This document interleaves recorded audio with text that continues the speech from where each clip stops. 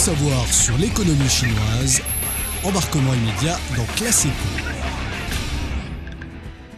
Airbus, EDF, L'Oréal, ces grands groupes français ont tous scellé de nouveaux partenariats grâce à la dernière visite d'Emmanuel Macron en Chine. Ces contrats énormes permettent-ils à la France de rééquilibrer davantage les échanges commerciaux avec la Chine? Quelles sont les nouvelles tendances des exportations françaises vers la Chine? Nous allons obtenir des éléments de réponse avec le professeur Zhao Yongsheng, directeur de thèse en sciences économiques à l'université Paris 1 Panthéon-Sorbonne.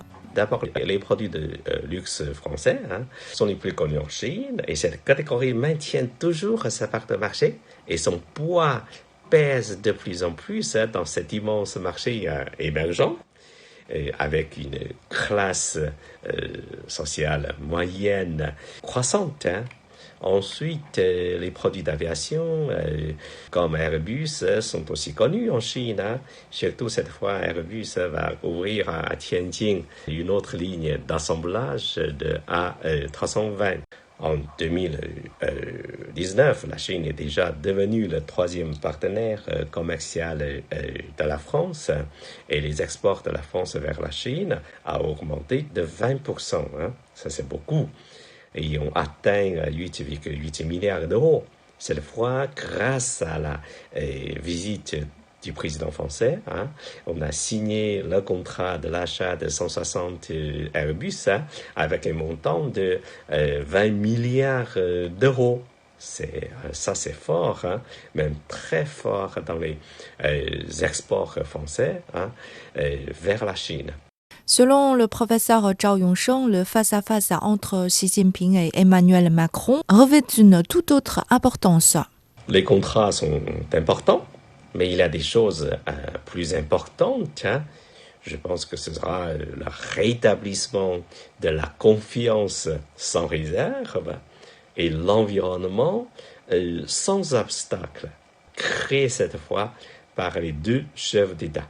Et ce genre d'influence sera la multiplication de 3 fois ou 6 fois ou même 9 fois ou plus dans les transactions commerciales sino-françaises.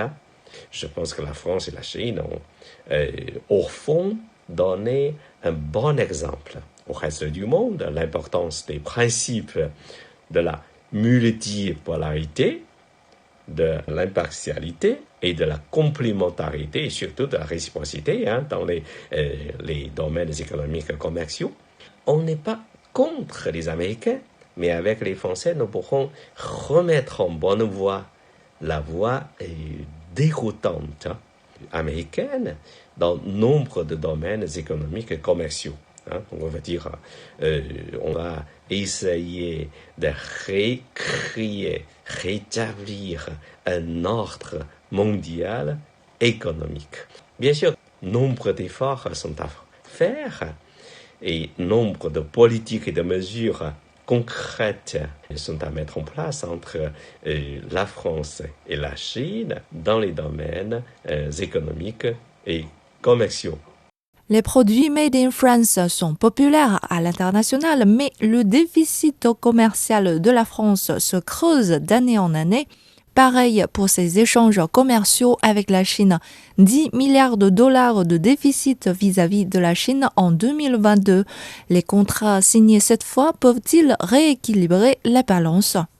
Selon les statistiques, différemment de l'Allemagne fédérale, les imports et exports France-Chine n'occupent que 9% dans le total de l'Union européenne-Chine, alors que les imports et exports Allemagne-Chine occupent plus de 28% dans l'UE-Chine, soit 3 fois plus élevé que la France avec la Chine. En effet, le déficit commercial français à l'égard de la Chine est un sujet dit classique qui préoccupe les exécutifs, toujours les exécutifs français. Alors pour l'instant, je ne vois pas de véritables initiatives efficaces et durables menées par l'État français pour atténuer ce déséquilibre.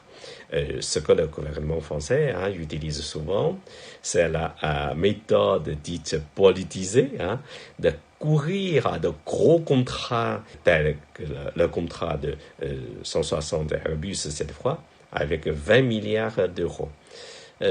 Alors ce genre d'initiative a servi et va servir encore à quelque chose, bien sûr, soit à équilibrer le déficit des transactions commerciales France-Chine, mais personnellement, je ne pense pas que ça pourra durer longtemps de manière soutenable.